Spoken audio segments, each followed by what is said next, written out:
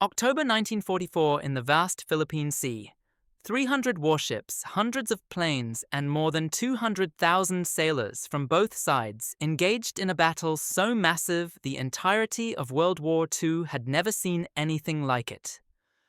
The Japanese Air Force unleashed the first suicide weapon, kamikaze. The American fleet faced the unthinkable.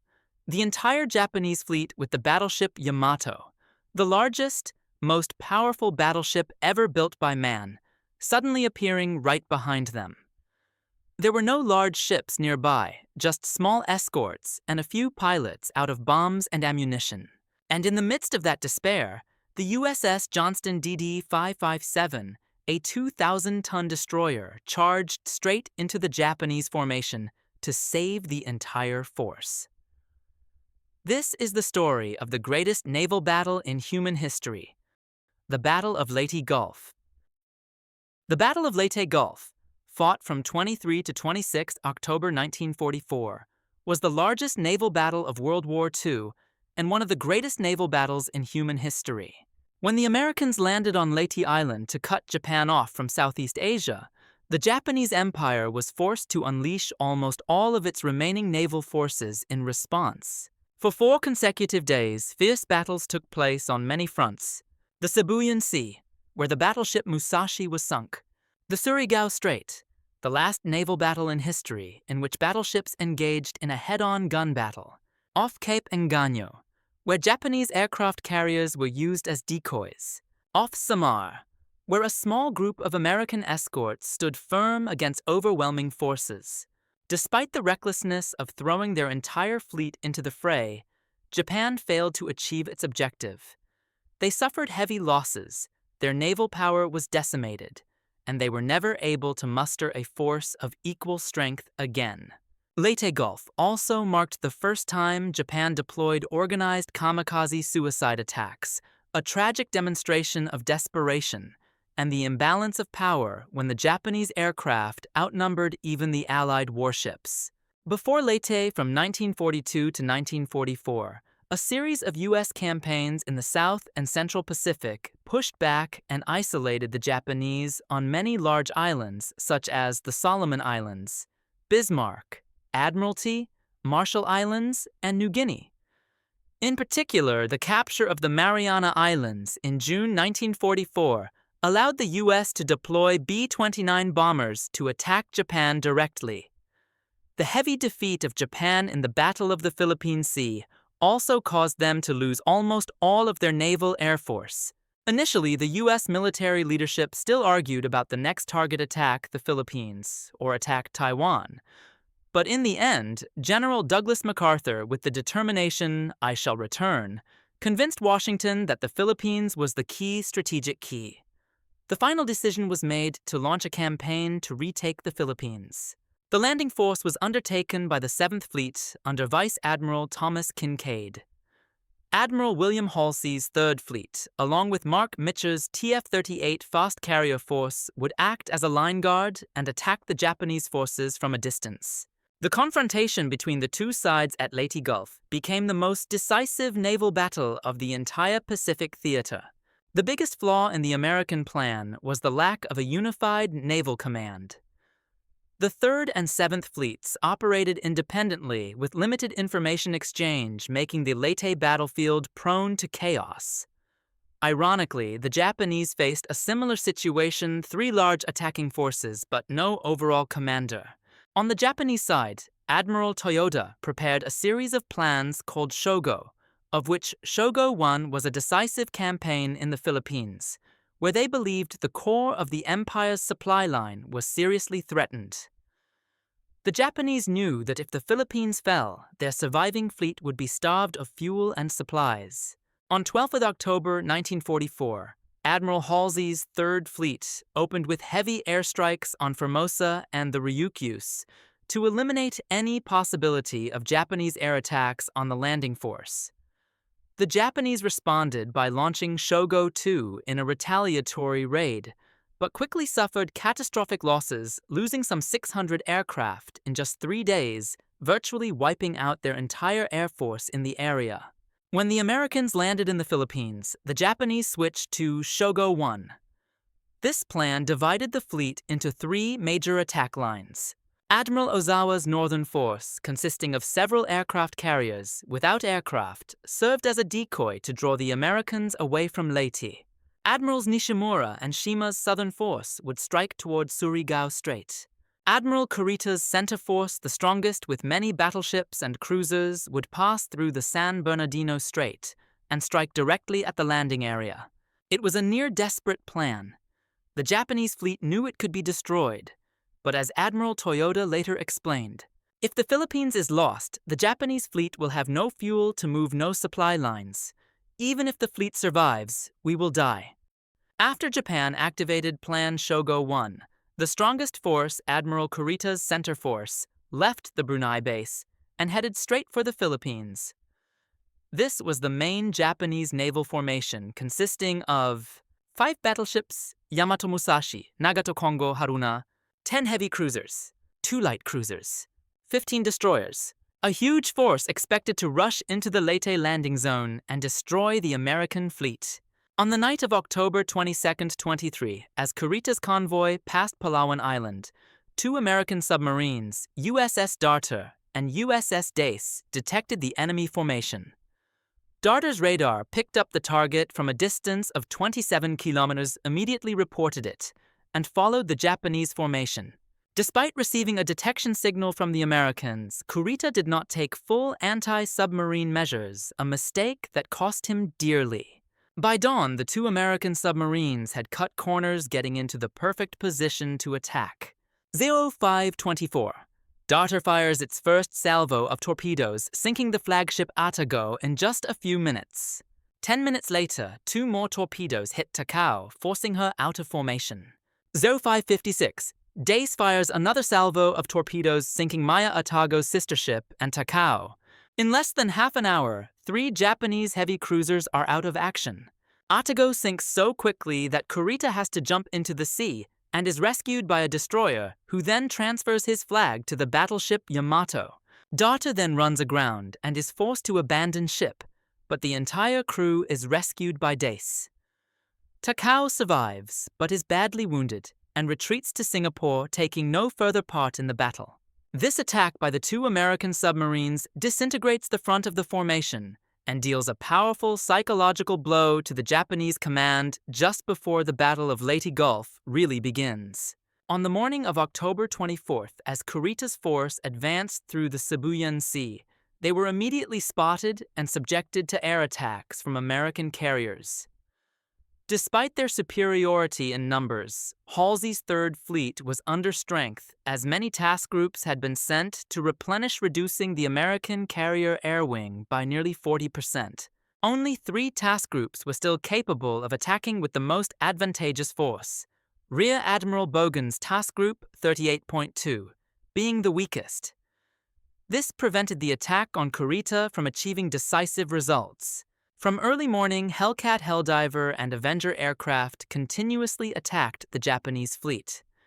The attacks focused mainly on Musashi, the giant Japanese super-battleship.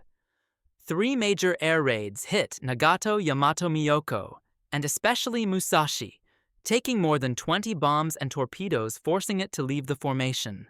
At about 1930, Musashi sank, becoming one of the largest battleships sunk in World War II. At the same time, from Luzon, Vice Admiral Onishi launched 3 airstrikes against the American carrier group. Most of the Japanese aircraft were intercepted by Hellcats, but a D-4Y Judy penetrated the defenses and hit the light carrier Princeton, causing a catastrophic fire and explosion that resulted in the ship being completely lost and forced to be scuttled. Although the U.S. had launched 259 sorties, this was still not enough to stop Kurita. Apart from Musashi, the entire Japanese fleet was still capable of fighting, and because Halsey concentrated his forces on pursuing Ozawa's decoys to the north, the San Bernardino Strait was completely empty. As a result, on the night of October 24th, Kurita unexpectedly passed through the San Bernardino Strait, heading straight for Leyte Gulf, opening the classic confrontation off Samar, a battle that would go down in U.S. naval history. Halsey, after spotting Kurita's center force and southern force, had yet to find Ozawa's decoy carrier group. Aboard the flagship USS New Jersey, he and his staff formulated a contingency plan, use a strong force to block the San Bernardino Strait, in case Kurita returned to attack the Leyte landing beaches. This contingency plan was based on the formation of Task Force 34 TF-34 under Vice Admiral Willis A. Lee, consisting of 4 fast battleships, 5 cruisers, and 14 destroyers.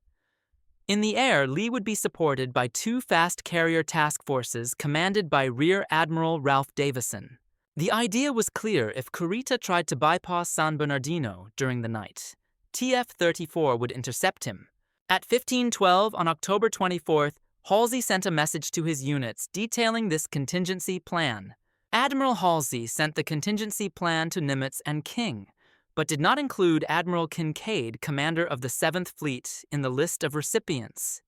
However, the message was still misread by 7th Fleet radio operators. The problem was the way Halsey wrote it. When he said TF-34 will be formed, he meant in the future only when ordered. But because he did not specify when or under what conditions it would be activated, Kincaid misunderstood that the force had already been formed and was blocking San Bernardino Strait. Nimitz at Pearl Harbor made a similar mistake. Halsey then sent a second message at 17:10 to clarify that TF-34 would only form if he ordered it, but he sent it by radio, which 7th Fleet could not receive. He also did not forward it to Nimitz or King. The ambiguity of the first message and the failure of the second to reach the right person caused a serious misunderstanding that directly affected the course of the battle. It took 3rd Fleet aircraft almost a whole day to detect Admiral Ozawa's northern force, the decoy carrier formation.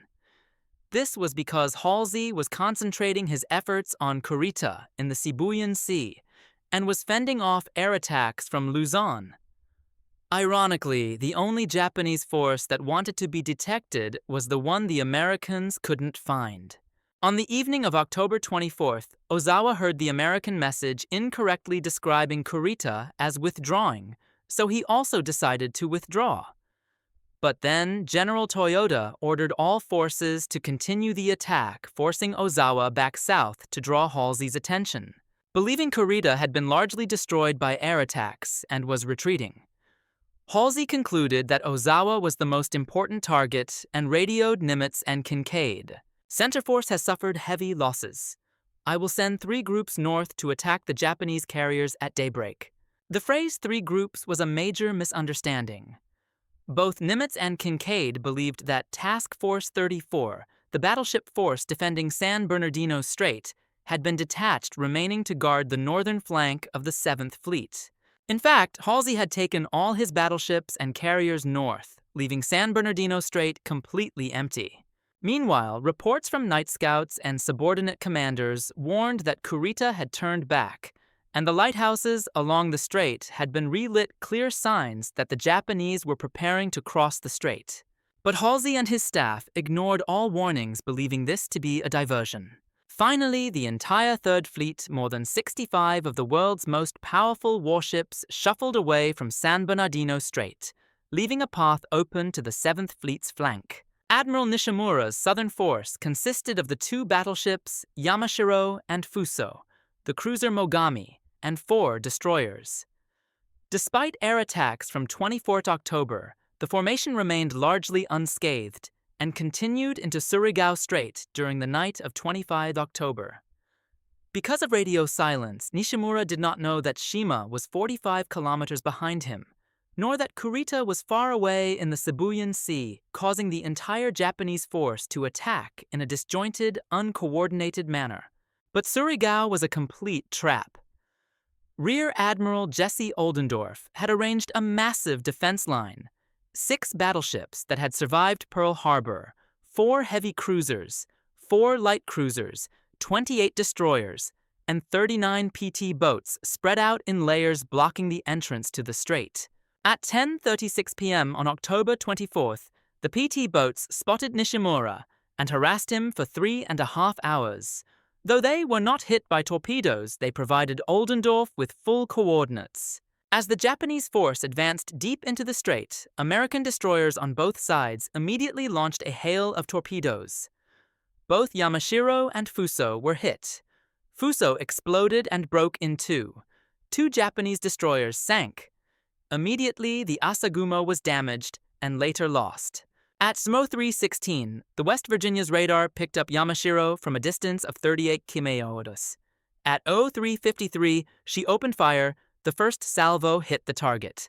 California and Tennessee joined in, raining nearly 130 more 14 16-inch shells on the Japanese formation.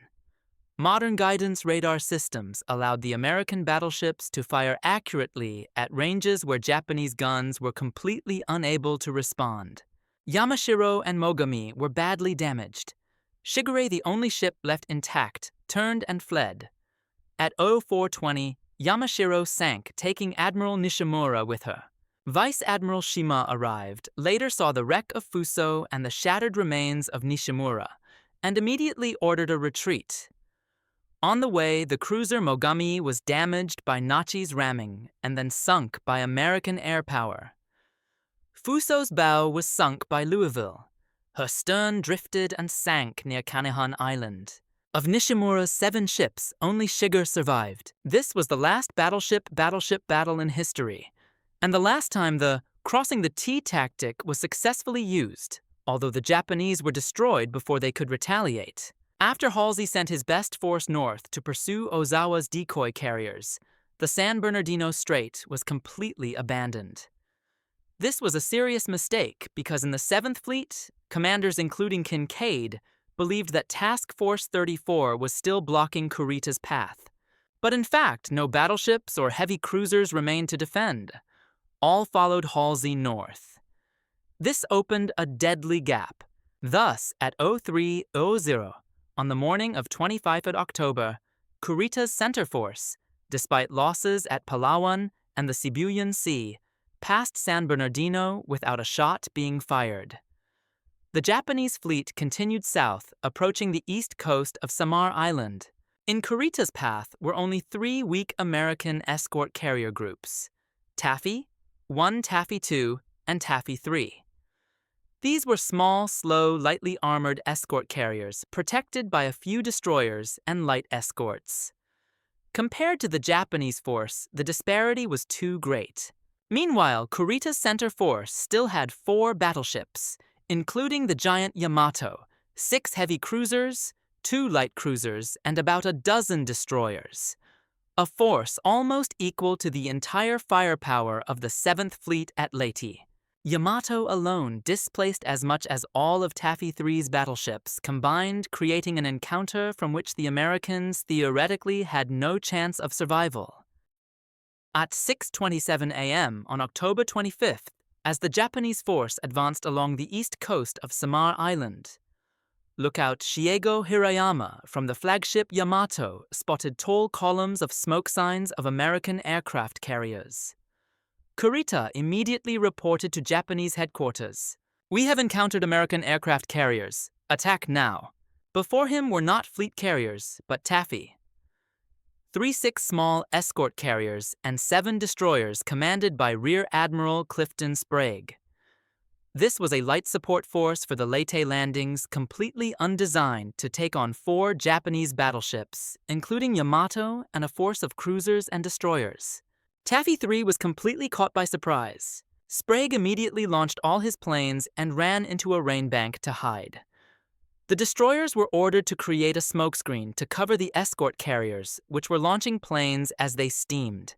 Kurita, unaware that Ozawa's decoy had drawn Halsey away, thought he was facing the main American carrier group. When he ordered general attack, the Japanese formation immediately split up and charged at the target. At 6:58 a.m., Yamato opened fire for the first time, firing 1.6-ton shells far beyond the range of any American ship in the area. Japanese fire began to pound Taffy 3. The destroyer USS Johnston, closest to the enemy, was the first to charge. Commander Ernest E. Evans, who would later be posthumously awarded the Medal of Honor, put the ship on full speed and charged single-handedly into the Japanese fleet. Johnston hit the cruiser Kumano with a torpedo, but was punctured by heavy enemy shells. Seeing Johnston fighting alone, Sprague gave the famous command Small Boys attack. The two remaining destroyers, Hole and Herman, along with the destroyer escort Samuel B. Roberts, immediately charged. These were small, lightly armored ships, but they tore through the Japanese formation with torpedo salvos, forcing the enemy to constantly change course to avoid them. Hull fired a torpedo at Haguro and had her engine room destroyed. Herman distracted Congo and continued to harass the heavy cruisers. Samuel B. Roberts, the smallest ship, even accelerated beyond its design parameters to engage. It was one of the most unequal battles in American naval history, but also the bravest. As the destroyers charged forward, Thomas Sprague ordered all 6 escort carriers of Taffy 1, 2, and 3 to launch all 450 planes, many of which had only machine guns or even anti-submarine mines. These relentless air attacks left the Japanese in disarray and unable to concentrate on the carriers. However, the Japanese firepower was still too great. The carrier Gambier Bay, lagging behind the formation, was hit in the engine room, rendered inoperable, and sank at 8:45 a.m. The remaining carriers were hit or damaged as they fought their way out. The fierce resistance of Taffy 3 convinced Kurita that he was facing American capital carriers, not small escorts. The order to go all out threw the Japanese formation into disarray, and American air and torpedo attacks forced the flagship Yamato to turn away from the fire. In the chaos, Kurita lost control of the battle.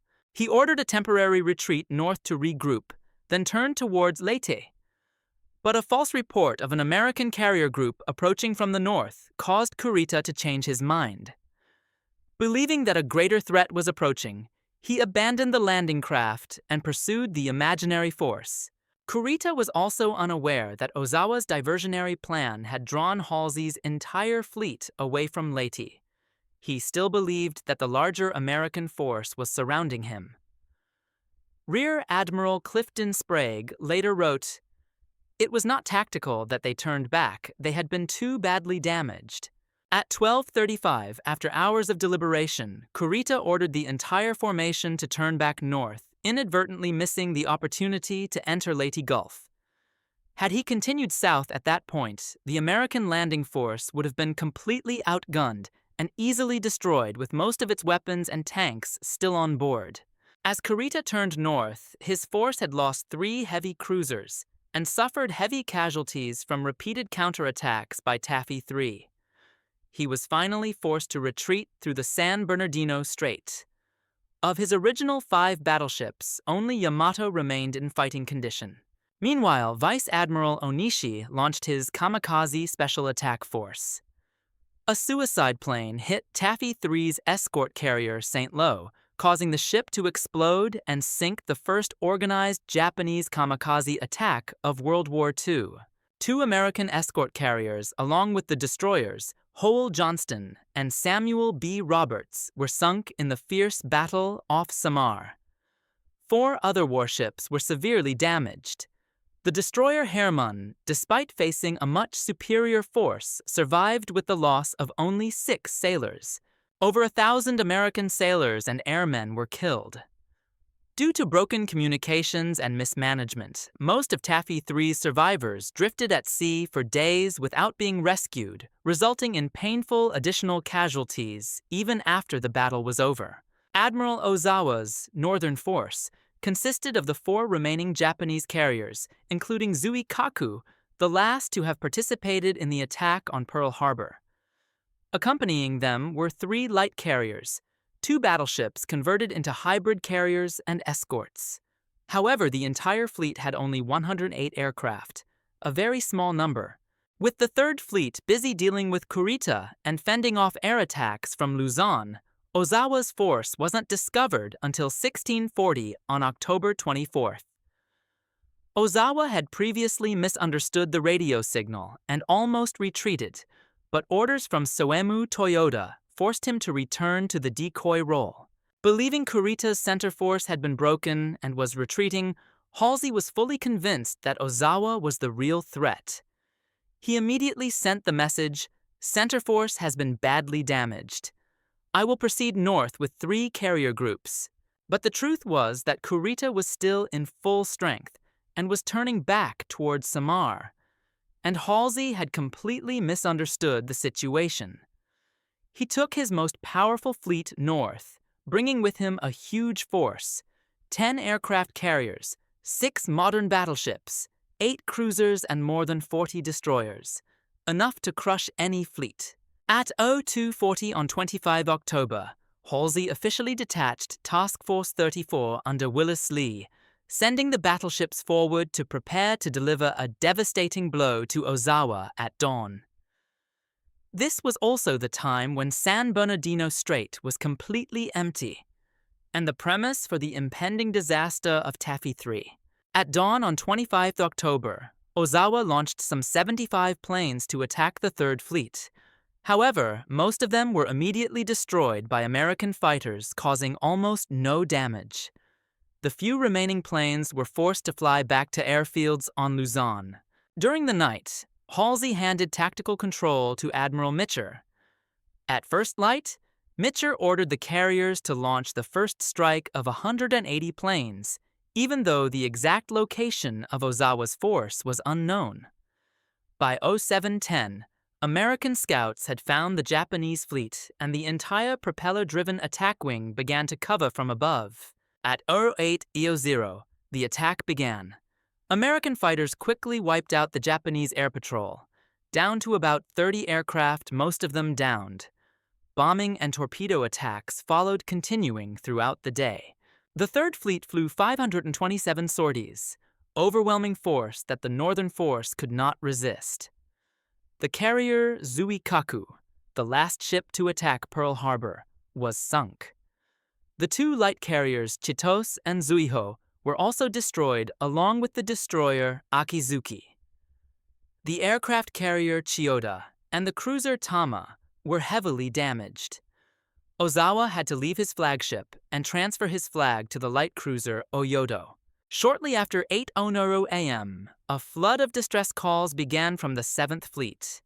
Admiral Kincaid reported in plain text that the situation was urgent and that he needed fast battleships and air cover immediately to prevent the Japanese fleet from destroying the escort carriers and overrunning Leyte. On Halsey's flagship, the messages from the 7th Fleet came in sporadically. Halsey, in his memoirs, admitted that he did not read the most urgent message until about 10:00 a.m., and so did not realize the extent of Kincaid's desperation. Kincaid followed up with another dire message. His battleships, which had just been attacked at Surigao, were running low on ammunition and would not be able to hold the line if Kurita were to rush toward Leyte. But even so, Halsey did not immediately order his troops back.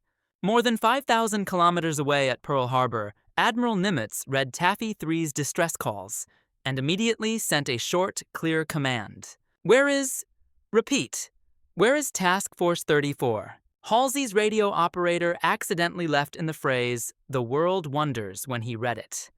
When Halsey read it, he thought Nimitz was mocking him in front of the world, and he became so angry that he threw his hat on the floor. Chief of Staff Carney had to yell at him to calm him down. It wasn't until 11:15, more than 2 hours after receiving Kincaid's first urgent message, that Halsey ordered Task Force 34 to turn south back towards Samar. But by this time, his battleships were already within range of Ozawa's guns to the north. Another 2.5 hours were spent refueling the escort destroyers, further delaying their return. When TF-34 finally turned around, it was too late. They could not save Taffy 3, nor could they stop Kurita before the Japanese fleet withdrew through San Bernardino Strait.